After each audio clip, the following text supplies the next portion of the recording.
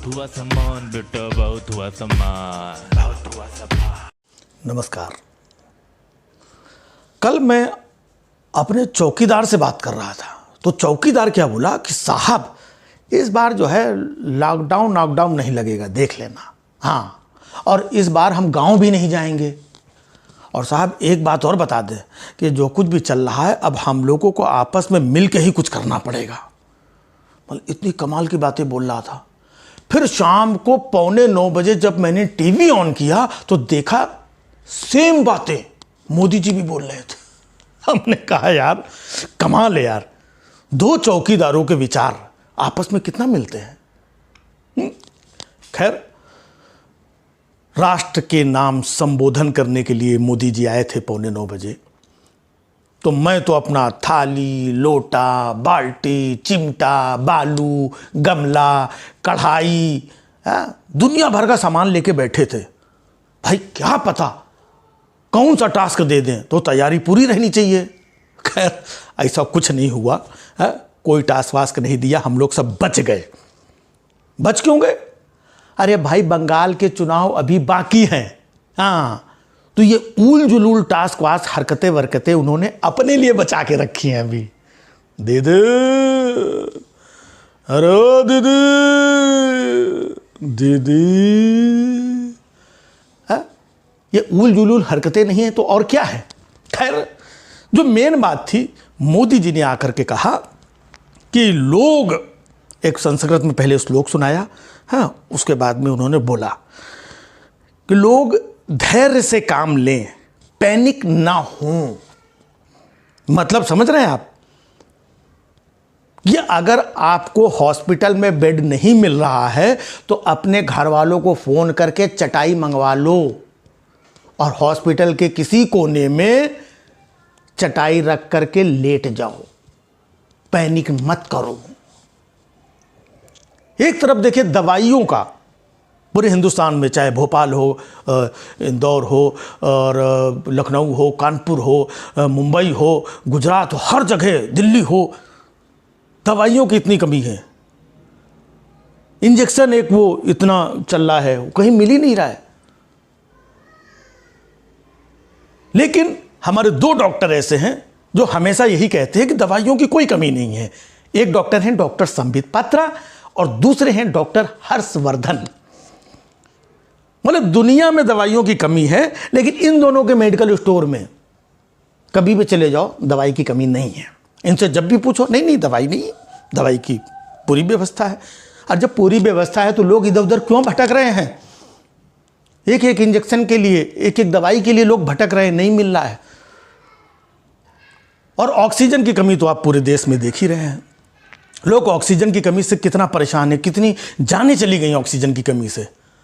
लेकिन दूसरी तरफ देखिए हमारे आदरणीय मंत्री श्री पीयूष गोयल जी, नगीना नहीं, मतलब नगीना इसलिए कह रहे हैं क्योंकि सरकार में सारे मंत्री नगीने ही हैं और पीयूष गोयल जी तो मतलब बड़े नगीना हैं। इन्होंने कहा कि ऑक्सीजन लोग संभाल के इस्तेमाल करें। ये नहीं समझ में आता कि ऑक्सीजन संभाल के कैसे इस्तेमाल की जाती है। भैया ये दाल में घी डालना है कि थोड़ा थोड़ा डालो, महीने भर चलाना है? ऑक्सीजन संभाल के इस्तेमाल करो। भैया कौन सा ऐसा पेशेंट है जो थोड़ी सी ऑक्सीजन लेने के बाद बाकी का सिलेंडर डीओ समझ पूरा अपने बदन पे छिड़क लेता है? मतलब कुछ भी बोल दिया। खैर, अच्छा, मोदी जी के जितने भी सिपाही हैं ना, ये सब बड़े ज़बरदस्त हैं। हाँ, इनके जितने मंत्री हैं, प्रवक्ता हैं, वक्ता हैं, बक्ता हैं, स्पोक्स पर्सन हैं, ये मतलब इतनी ज़बरदस्त मोदी जी की मतलब ये करते हैं, फील्डिंग करते हैं कि जिसको देखो, जो टीवी पे आता है इधर उधर वही कहे, अरे मोदी जी 18 घंटे काम कर रहे हैं। मोदी जी कोरोना से निपटने के लिए 18 घंटे काम कर रहे हैं। 18 घंटे। बताइए यार, 18 घंटे क्या काम करते होंगे? है मतलब मुझे तो ये लगता है कि वो जो वैक्सीन वाली जो शीशी आती है ना छोटी छोटी, उसमें क्या दवा मोदी जी खुद ही भरते हैं क्या? 8 घंटे हो गए और शीशी लाओ। 14 घंटे हो गए, अरे और शीशी लाओ भाई। 18 घंटे हो गए, ये लो शीशियाँ भर गई, जाओ बांट दो जा कर के। 18 घंटे। और वाकई में जो हालत है उत्तर प्रदेश की, अगर आप देखें, लखनऊ की इतनी ज़्यादा बुरी हालत है, कानपुर, बनारस, गोरखपुर, इलाहाबाद, प्रयागराज, मतलब इतनी बुरी हालत है।